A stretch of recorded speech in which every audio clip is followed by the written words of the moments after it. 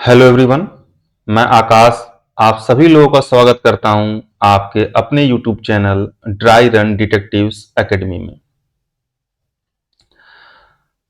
तो previous video में हम लोगों ने बात किया था डाटा के बारे में, इंफॉर्मेशन के बारे में और डाटाबेस के बारे में।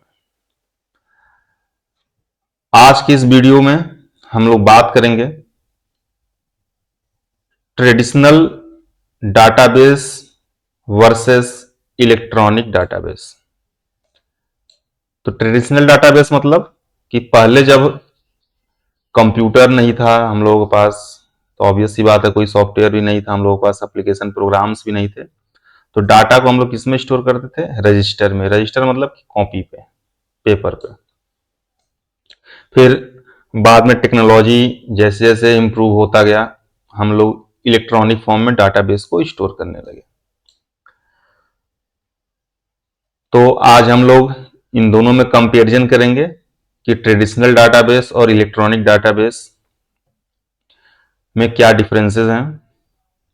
तो यहाँ पे कुछ पैरामीटर्स हैं, उनके बेसिस पे हम लोग डिस्कस करेंगे, कुछ एस्पेक्ट्स के बेसिस पे हम लोग डिस्कस करेंगे। फर्स्ट हम लोग का डाटा एंट्री। तो ट्रेडिशनल डाटाबेस में अगर डाटा एंट्री की बात करें तो हम लोग डाटा को मैन्युअली इंटर करते थे इसमें।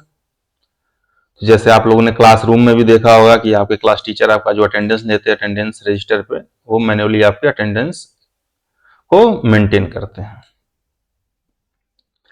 अगर इलेक्ट्रॉनिक फॉर्म में हम लोग डाटा एंट्री की बात करें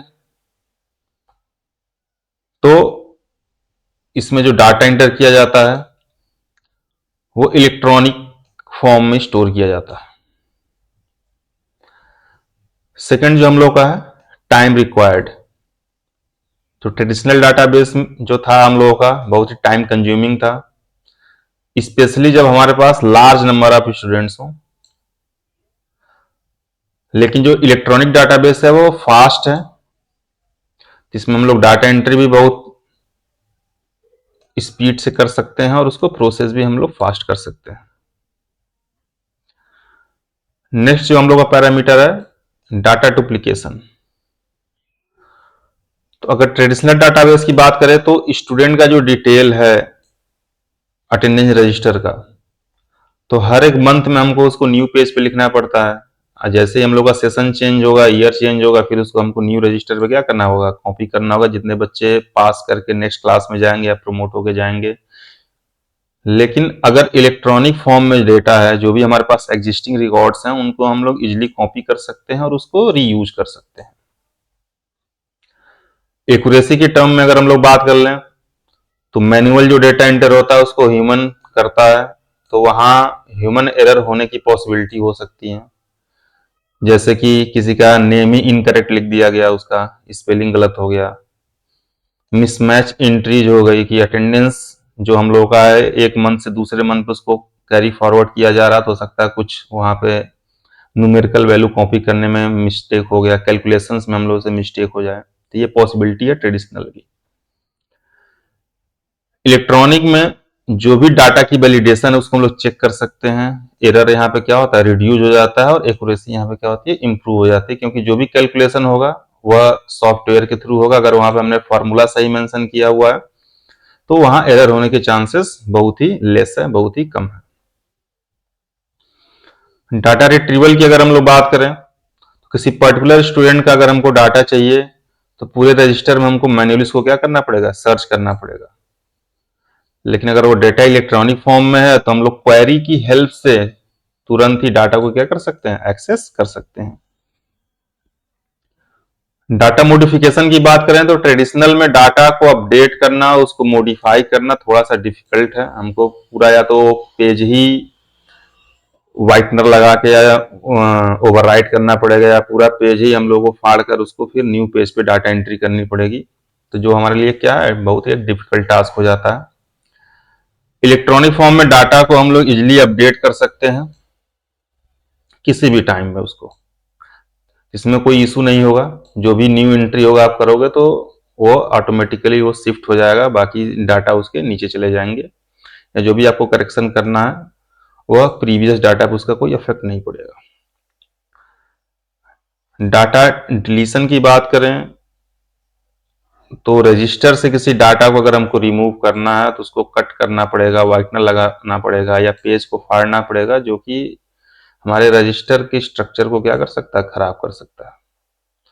इलेक्ट्रॉनिक फॉर्म में डाटा होगा उसको हम लोग इजीली क्या कर सकते हैं, डिलीट कर सकते हैं as per users requirement. Security की बात करें तो रजिस्टर अगर हम लोगों का लॉस हो गया, किसी ने उसको चुरा लिया, डैमेज हो गया ड्यू टू सम रीजन, जैसे कि पानी में भीग गया, बारिश में भीग गया, तो वहां से हम लोग का जो भी इंफॉर्मेशन है वो लॉस्ट हो जाएगा। और यहाँ पे कोई सिक्योरिटी का उतना एडवांस प्रोसेस नहीं है। इलेक्ट्रॉनिक फॉर्म में डाटा को हम लोग पासवर्ड के थ्रू प्रोटेक्ट कर सकते हैं, उसका बैकअप जनरेट कर सकते हैं, अलग अलग यूजर्स के लिए हम लोग कंट्रोल और सिक्योरिटी प्रोवाइड कर सकते हैं।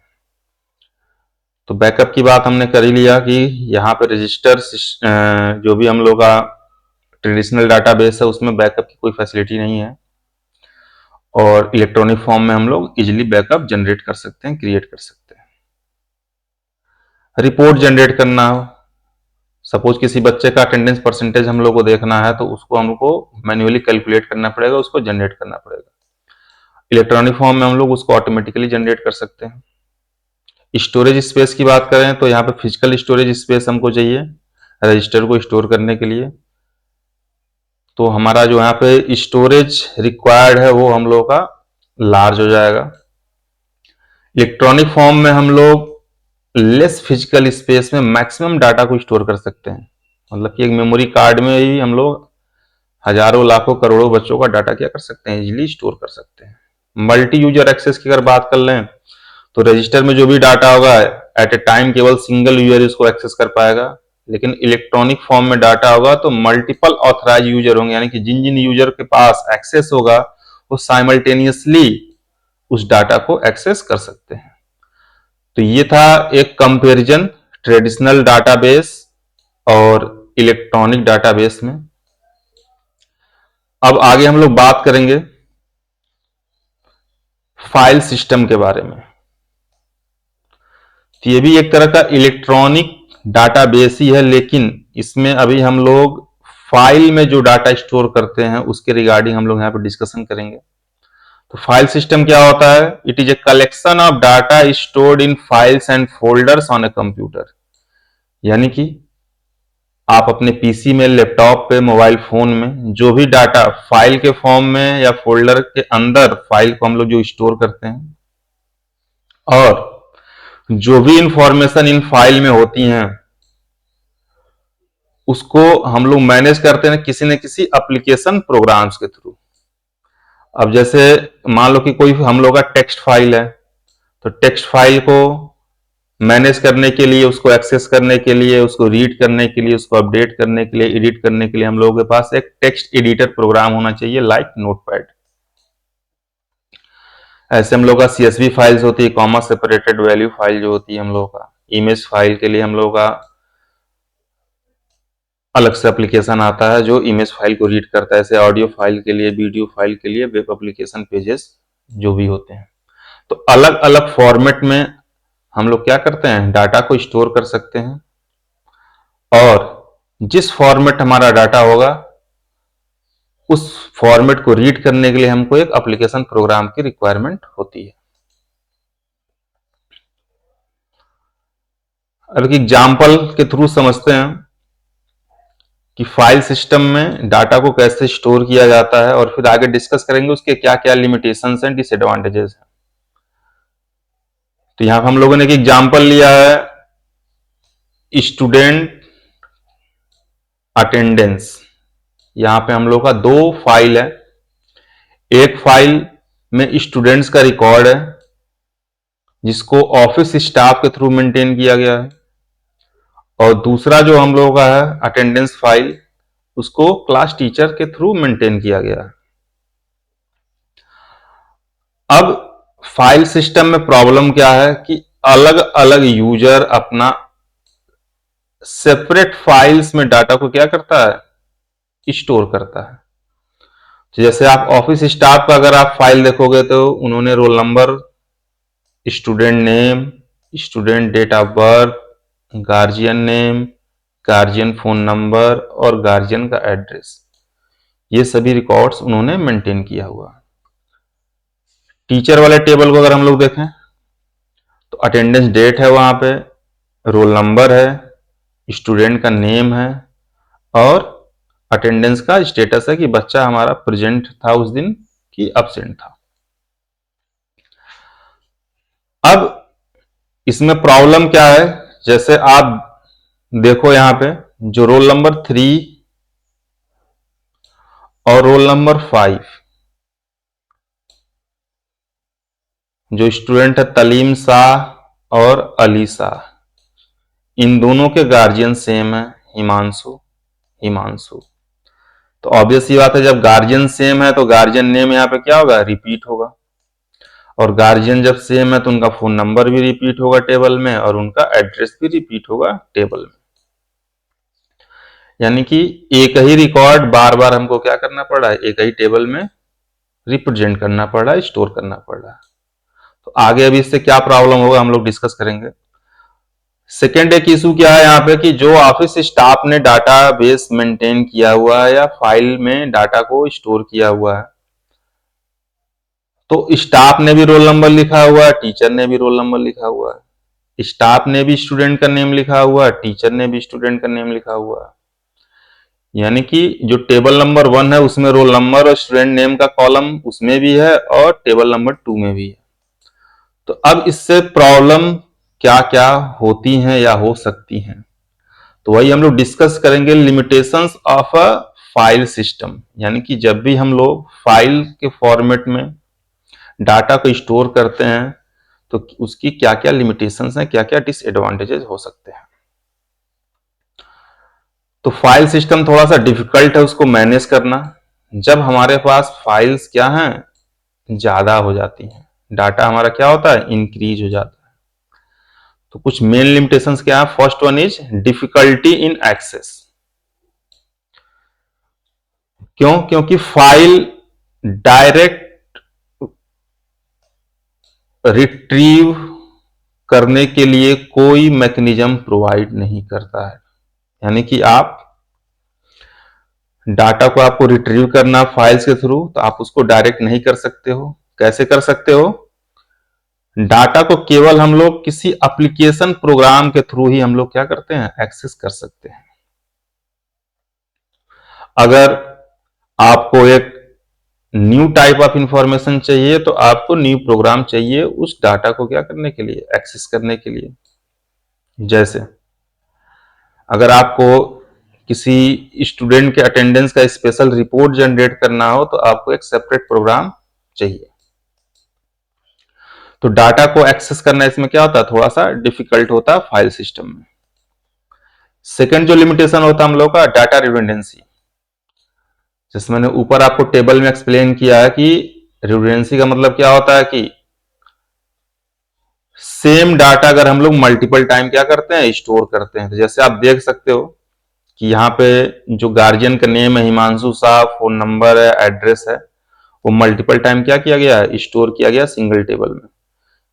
या अगर मल्टीपल टेबल्स की बात करें तो यहाँ भी रोल नंबर हमारा है, यहाँ भी रोल नंबर है, यहाँ भी हम लोग का स्टूडेंट नेम है, यहाँ भी हम लोग का स्टूडेंट नेम है। तो डाटा रिडंडेंसी का सिंपल यही मतलब होता है कि सेम डाटा अगर हम लोग मल्टीपल टाइम स्टोर करते हैं तो हमारा क्या कहलाता है, डाटा रिडंडेंसी कहलाता है। इससे प्रॉब्लम क्या होती है, duplicate data, wastage storage space.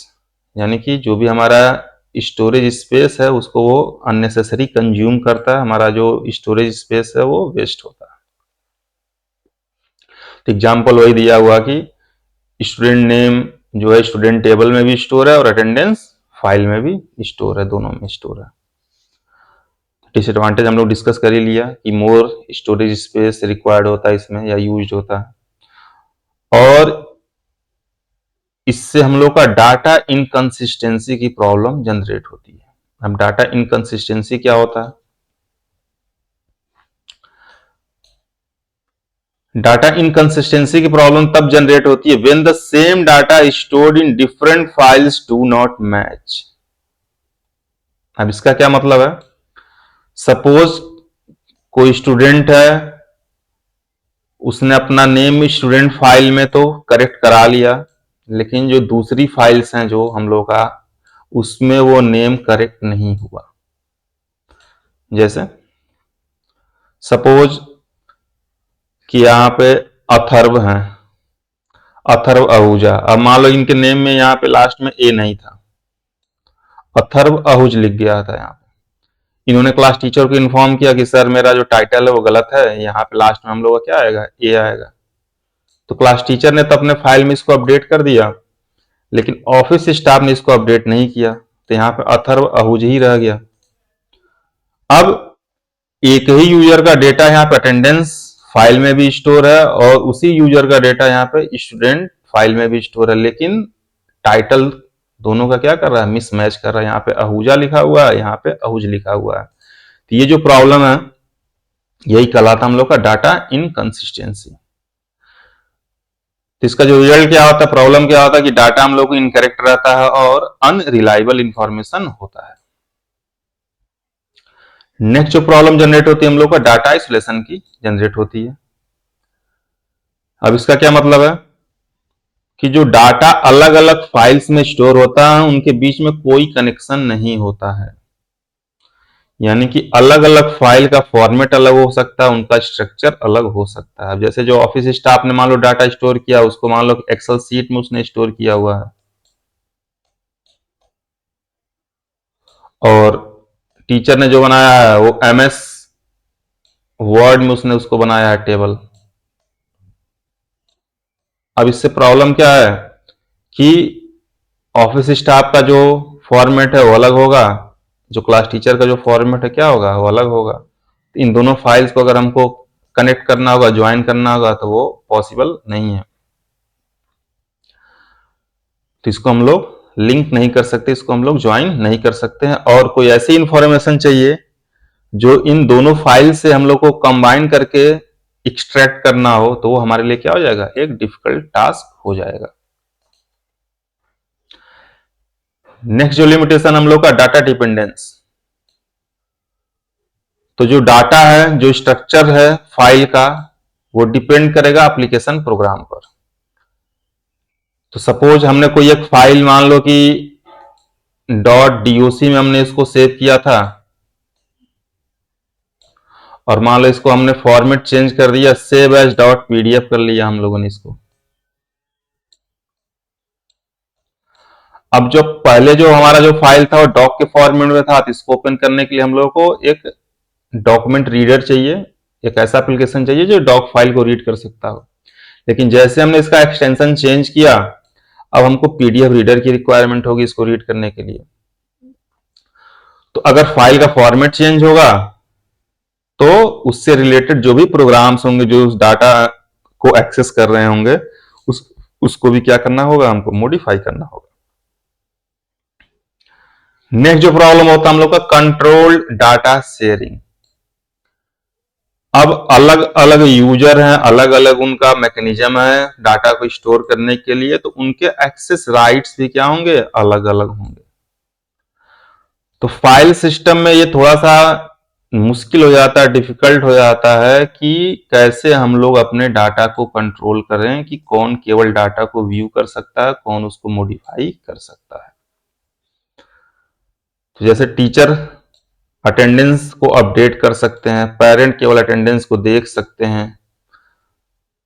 तो यहां पे अलग अलग यूजर के लिए अलग अलग एक्सेस राइट को इंप्लीमेंट करना थोड़ा सा डिफिकल्ट हो जाता है। तो ये प्रॉब्लम यहां पे डिस्कस किया गया, implementing such access control is difficult in file system. तो ये लिमिटेशंस थे, यहाँ पे एक समरी मैंने बना दिया हुआ है पिक्चर के फॉर्म में, रिडंडेंसी क्या होता है, इनकंसिस्टेंसी क्या होता है, डाटा आइसोलेशन क्या होते हैं। तो आज की इस वीडियो में बस इतना ही। नेक्स्ट वीडियो में हम लोग बात करेंगे डाटाबेस मैनेजमेंट सिस्टम के बारे में। तो अगर आपको वीडियो पसंद आया हो तो चैनल को लाइक करें, इसको सब्सक्राइब करें और अपने दोस्तों के साथ शेयर करें। ये videos class 11 and 12 CBSE board के बच्चों के लिए बहुत ही इंपॉर्टेंट होने वाला है। तो जो भी लोग कंप्यूटर साइंस के कॉन्सेप्ट्स को सिंपल लैंग्वेज में सीखना चाहते हैं वो मेरे चैनल को ज्वाइन कर सकते हैं। और ये वीडियो आपको हेल्प करेंगे उन कैंडिडेट्स के लिए जो केवीएस, एनवीएस या ईएमआरएस, टीजीटी, पीजीटी के लिए भी प्रिपरेशन कर रहे हैं। तो thank you for watching this video. मिलते हैं अगले वीडियो में एक नए डिफिनीशन, नए कॉन्सेप्ट के साथ। Thank you.